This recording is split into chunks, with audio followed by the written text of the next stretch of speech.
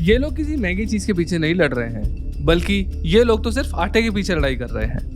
क्योंकि पाकिस्तान में इस वक्त बहुत ही भयानक इकोनॉमिक क्राइसिस आए हुए हैं। हमारे लिए ये चीज बहुत ज्यादा बेसिक हो सकती है, लेकिन पाकिस्तान में ये इस वक्त एक लग्जरी है, क्योंकि कराची जैसे शहर के अंदर आटे के प्राइसेस 200 रुपए किलो तक हो चुके हैं। अब कहने को तो पाकिस्तान में फिलहाल बुरे हालातों के चलते बहुत सारी चीजें हद से ज्यादा महंगी मिल रही हैं, लेकिन क्या आप जानते हैं कि वो कौन सी चीजें हैं जो हमेशा से ही वहाँ पर महंगी हैं?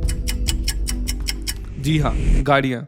या अल्लाह, पाकिस्तान में तो मुसलमान मुझे पैदा करता, लेकिन करता इंडिया में पैदा। अब ये जनाब ऐसा क्यों बोल रहे हैं, ये आपको इस बात से क्लियर हो जाएगा कि पाकिस्तान में गाड़ियाँ इतनी ज़्यादा महंगी हैं कि इस बात का अंदाज़ा आप इससे लगा लो कि टोयोटा कोरोला जो इंडिया के अंदर 16,46,000 से शुरू होती थी, वही गाड़ी वहाँ पर 61 लाख रुपए से शुरू होती है। और ये तो सिर्फ उसके एक्स फैक्ट्री प्राइजेस हैं, यानी इस पर अभी FED टैक्स और ड्यूटीज और लगने वाली हैं, जिन पर अभी हम आगे बात करेंगे वीडियो के अंदर। एंड अगर आप मैन्युफैक्चरिंग प्राइजेस पर मैक्स टू मैक्स 50% तक भी टैक्स कंसीडर कर लो, तो भी इन गाड़ियों के प्राइजेस ऑलमोस्ट 10.5 लाख रुपए तक ही होने चाहिए एक्स फैक्ट्री के। और अगर हम करेंसी को भी एडजस्ट कर दे तो 1 INR 3.5 पाकिस्तानी रुपीस के अराउंड होता है, लेकिन फिर भी हमारे पड़ोसी इन गाड़ियों के लिए कई गुना ज़्यादा पैसा दे रहे हैं। पाकिस्तान में गाड़ियाँ इतनी ज़्यादा महंगी तो हैं ही, साथ ही साथ इतनी महंगी गाड़ियाँ होने के बावजूद भी इनके अंदर जो फीचर्स मिल रहे हैं ना, वो बिल्कुल ही बेसिक हैं। फॉर एग्जाम्पल, इंडिया में जो आने वाली कोरोला थी, उसके बेस वेरिएंट में 4 एयरबैग्स मिल जाया करते थे, लेकिन पाकिस्तान में मिलने वाली टॉप मॉडल कोरोला के अंदर भी सिर्फ 2 ही एयरबैग्स मिलते हैं, और इस गाड़ी का ex factory price almost 80 lakh रुपए तक पहुंच जाता है। और चलो, ये तो फिर भी मैं कोरोला की बात कर रहा था। सुजुकी ऑल्टो जो इंडिया के अंदर 3.5 लाख रुपए से शुरू होती है, उसकी कीमत पाकिस्तान में 21.5 लाख रुपए है। और यही वो वजह है जिसके चलते जब इंडिया में डेवलप हुई कार्स के बारे में पाकिस्तानी से पूछा जाता है, तो उनके जवाब कुछ ऐसे होते हैं। 13 लाख नहीं सर जी, 13 लाख कसम से। यार मैं मान ही नहीं सकता भाई जान। हाँ, यहाँ पर लोगों का चौंकना लाजमी है, क्योंकि इंडिया की खुद की कंपनीज इतनी हाईली एडवांस्ड कार्स डेवलप करने में कामयाब हो पा रही हैं, और वो भी उन प्राइजेस पर दे पा रही हैं जो पाकिस्तानी प्राइजेस के सामने बहुत ही कम है। चलो, पाकिस्तान में गाड़ियों के हालात तो खराब है ही, लेकिन बाइक्स की कंडीशन तो हद से ज़्यादा बुरी है। और मैं ऐसा इसलिए बोल रहा हूँ क्योंकि पाकिस्तान में अभी भी इंडिया में 90s में मिलने वाली AX 100 जैसी रेक्टेंगुलर लाइट वाली मोटरसाइकिल्स बिक रही हैं, जिनमें सिर्फ 70 सीसी का इंजन मिलता है, और उसमें भी वहाँ पर होंडा CD70 जैसी मोटरसाइकिल का प्राइस 1.5 लाख रुपए से तो शुरू होता है। हाँ, वहाँ पर चाइनीज और जॉइंट वेंचर में डेवलप्ड 70 सीसी मोटरसाइकिल्स सस्ती मिल जाती हैं थोड़ी, जैसे कि 50 से 60 हज़ार रुपए में, लेकिन इनकी क्वालिटी भगवान भरोसे होती है। लेकिन जैसे ही हम 150 सीसी के सेगमेंट में एंटर करते हैं ना, इन मोटरसाइकिल के प्राइजेस 5 लाख रुपए तक पहुंच जाते हैं, जैसे कि सुजुकी GR 150, जिसका प्राइस शुरू होता है 4,96,000 से पाकिस्तान के अंदर, और बेनेली 400 वहां पर 10,06,000 रुपए में मिलती है। तो क्यों है पाकिस्तान में इतनी परेशानी?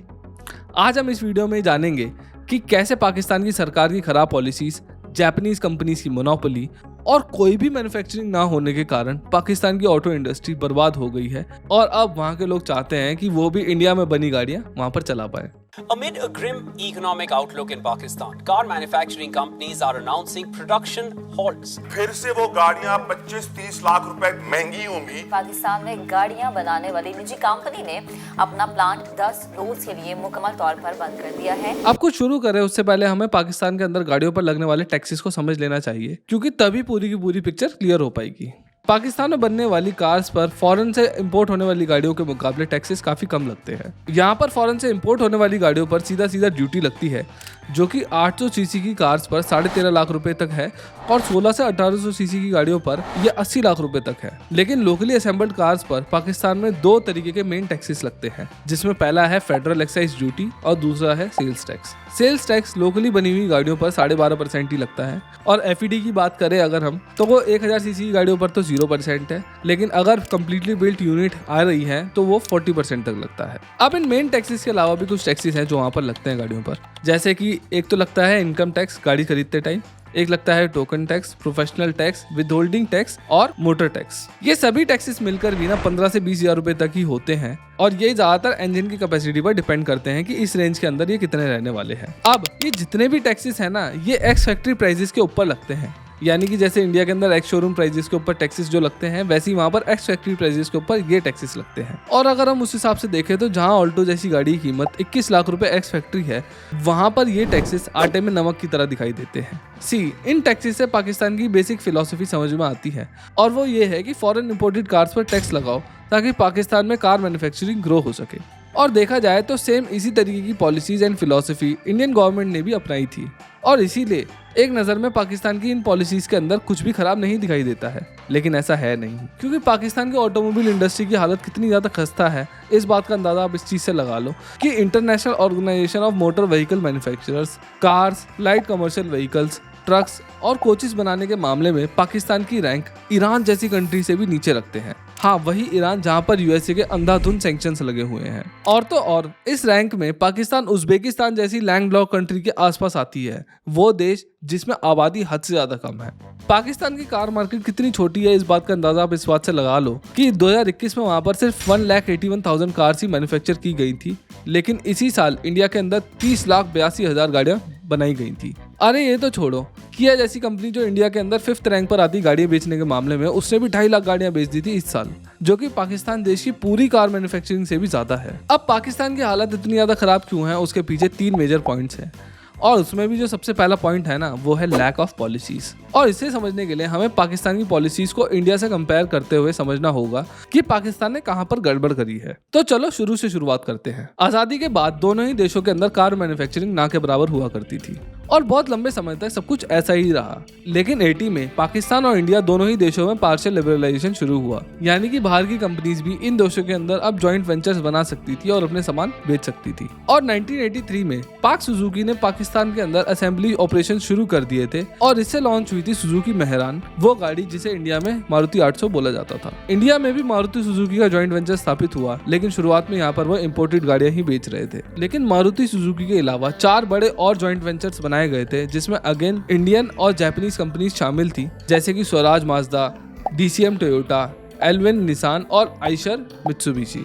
अब इंडिया और पाकिस्तान में जॉइंट वेंचर की शुरुआत तो एक साथ हुई थी, लेकिन इंडियन ऑटो मार्केट इतनी बड़ी इसलिए हो पाई क्योंकि इंडियन गवर्नमेंट के पास इंडिजनाइजेशन का प्लान था, जो कि पाकिस्तान में मिसिंग था। चलिए मैं समझाता हूँ। 90s का दौर आ चुका था और इंडिया की मिनिस्ट्री ऑफ इंडस्ट्रीज ने 97 में पॉलिसीज इनिशिएटिव लिया, और इसके अंदर ओपन लाइसेंस इशू किए गए, जिसमें कि आप इंडिया के अंदर असेंबलिंग कर सकते थे। बस शर्त एक थी कि पहली शिपमेंट आने के 3 साल के अंदर आपको 50% इंडिजनाइजेशन करना होगा, और 5 साल के अंदर 70%। इसके अलावा मैन्युफैक्चरिंग को बढ़ावा देने के लिए साल दर साल ऑटो रिलेटेड इंपोर्ट्स पर टैरिफ भी कम किए गए, जैसे कि 1991 में ये थे 150%, 92 में ये हुए 110%, फिर उसके बाद ये हुए 85%, उसके अगले साल हुए 65%, और फिर 95 में ये घटकर से 50% रह गए। यानी कि जो आप बाहर से पार्ट्स इंपोर्ट कर रहे थे गाड़ियों को बनाने के लिए, उन पर टैक्सेस कम करते चले गए लगातार। अब इन पॉलिसीज से एक बात तो समझ में आती है कि इंडिया का पूरा फोकस मैन्युफैक्चरिंग का लोकलाइजेशन करने का था, ताकि भारत के अंदर इंडस्ट्री का एक्सपेंशन हो सके, जॉब्स क्रिएट हो सके, और इंडिया तेजी से R&D के अंदर मजबूत हो सके। लेकिन पाकिस्तान में क्या हो रहा था? कुछ भी नहीं। हाँ, पाकिस्तान के अंदर ऐसी कोई भी पॉलिसीज नहीं बनाई जा रही थी जो कंपनीज को इंसेंटिवाइज करे ताकि वो मैन्युफैक्चरिंग यहाँ पर लोकली कर सके और उनकी R&D मजबूत हो पाए। पाकिस्तान में R&D पूरी तरीके से गायब होने के पीछे एक और रीजन है। रिसर्च एंड डेवलपमेंट में अंधा पैसा लगता है, और इतना पैसा खुद से जमा कर पाना बहुत ही ज्यादा मुश्किल होता है। और यहीं पर काम आता है फॉरेन डायरेक्ट इन्वेस्टमेंट, जहां फॉरेन इन्वेस्टर्स आपकी ग्रोइंग पोटेंशियल को देखकर आपको पैसा देते हैं। और इसीलिए जहां एक तरफ इंडिया में 2000s के अंदर FDI का कर्व ऊपर जा रहा था, यानी कि हमें ज्यादा से ज्यादा बेहतर इन्वेस्टमेंट्स मिल रही थी क्योंकि हमारे अंदर पोटेंशियल था, वहीं दूसरी तरफ पाकिस्तान के लिए मुश्किलें लगातार बढ़ती चली जा रही थी, क्योंकि मनी लॉन्ड्रिंग और टेरर फंडिंग के लिए पाकिस्तान को 2008, 2012 और फिर 2018 में ग्रे लिस्ट कर दिया गया था, जिसने ना सिर्फ इकोनॉमी बल्कि FDI के कर्व को भी जमीन पर ला पटका। अब क्योंकि पाकिस्तान इंडिया की तरह होम ग्रोन इंडस्ट्री ग्रो नहीं कर सका, तो पाकिस्तान की पॉलिसीज जो प्रोटेक्शन के लिए अच्छी लग रही थी, उन्हीं से पाकिस्तान के अंदर मोनोपोली क्रिएट हो गई। फॉरेन प्लेयर्स पर एडिशनल टैक्सेस इंपोज करने से ज्यादातर प्लेयर्स कॉस्ट में कम्पीट नहीं कर पा रहे थे, और इसीलिए सिर्फ 3 जापानीज प्लेयर्स ही बचे, यानी कि होंडा, टोयोटा और सुजुकी, जिन्होंने पाकिस्तान के अंदर पूरी की पूरी मोनोपोली बना कर रख दी। और मोनोपोली कितनी ज्यादा तगड़ी है, इस बात का अंदाजा आप इससे लगा लो कि वहाँ पर जो लोकली असेंबल्ड गाड़ियाँ होती हैं, उसके अंदर टोयोटा का मार्केट शेयर 35% था 2018 के अंदर, होंडा का था 27% और सुजुकी का था 28%। लेकिन हद तो तब हो गई जब ये 2019 में बढ़कर 100% हो गया सिर्फ इन 3 कंपनीज के पास। यानी कि सुजुकी के पास 57%, टोयोटा के पास 28% और होंडा के पास 15%। और यही वो रीज़न है कि क्यों पाकिस्तान में गाड़ियाँ इतनी ज़्यादा एक्सपेंसिव होने के बावजूद भी वहाँ पर फीचर्स इतने कम आते हैं, क्योंकि 3 ही प्लेयर्स हैं और वो आपस में साँठ-गाँठ कर लेंगे और उनको ज़रूरत ही नहीं है लोगों को कुछ प्रोवाइड करने की। सिर्फ एक इंजन और एक खोखा दे दिया, चल जाएगा काम। खैर, ये जितनी भी कंपनीज पाकिस्तान के अंदर काम करती है ना, ये सभी की सभी जॉइंट वेंचर्स के अंदर ऑपरेट करती हैं, जहाँ पर फॉरेन से सेमी नॉकडाउन या कम्प्लीटली नॉकडाउन यूनिट्स आती हैं और बस यहाँ पर असेंबल की जाती हैं। और एक तरीके से देखा जाए ना तो ये सिर्फ एक नाम की मैन्युफैक्चरिंग होती है, क्योंकि पूरे के पूरे पार्ट्स तो बाहर बने हैं, यानी कि इंजन ब्लॉक बाहर मोल्ड किया गया है, सब कुछ बाहर बना है, बस यहाँ पर लाकर उनको असेंबल किया गया है। एंड एक्चुअली ये कुछ इस तरीके से हो गया जैसे कि छोटे बच्चे अपने लेगो पीसीस को जोड़कर अपना खिलौना बनाते हैं। अब एक चीज़ तो बिल्कुल क्लियर है और वो ये कि पाकिस्तान की गवर्नमेंट अब इसमें कुछ नहीं कर सकती है, क्योंकि उन्होंने बहुत ज़्यादा लेट कर दिया है।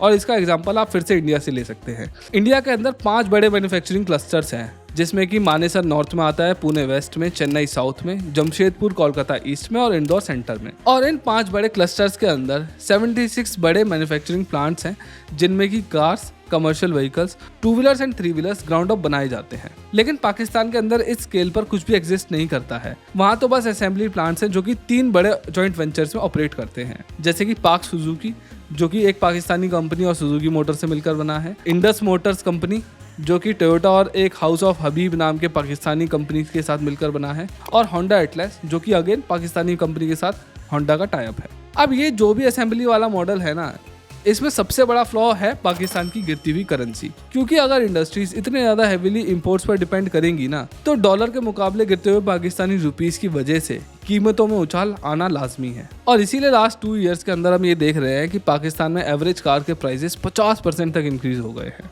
अब ये नंबर्स हमारे लिए सिर्फ एक हंसने का जरिया है, लेकिन पाकिस्तान के लिए उनकी दुखती रग है। और इसका सॉल्यूशन तो मुझे नहीं पता, लेकिन इतना ज़रूर पता है कि ये बहुत ही ज़्यादा आम बात हो चुकी है कि पाकिस्तान की जनता वीडियोस में आकर भारत में बनने वाली गाड़ियों की डिमांड करती हुई दिखाई देती है, क्योंकि भारत में बनने वाली गाड़ियाँ बहुत ही ज़्यादा टेक्नोलॉजिकली एडवांस है और वहाँ पर मिलने वाली गाड़ियों के मुकाबले काफ़ी ज़्यादा कम पैसों में भी मिल जाती हैं। अब पाकिस्तान की हरकतों के चलते इंडिया तो अपनी गाड़ियाँ वहाँ बेचने से रहा, लेकिन आने वाले दिनों में ये ज़रूर होगा कि आप लोग चलाओगे 4 डोर थार और वो देंगे वीडियोस पे रिएक्शन। अगर आपको ये मेरी वीडियो पसंद आई हो तो please consider subscribing this channel, क्योंकि आप में से सिर्फ 17% लोग ही ऐसे हैं जो इस चैनल को सब्सक्राइब करते हैं।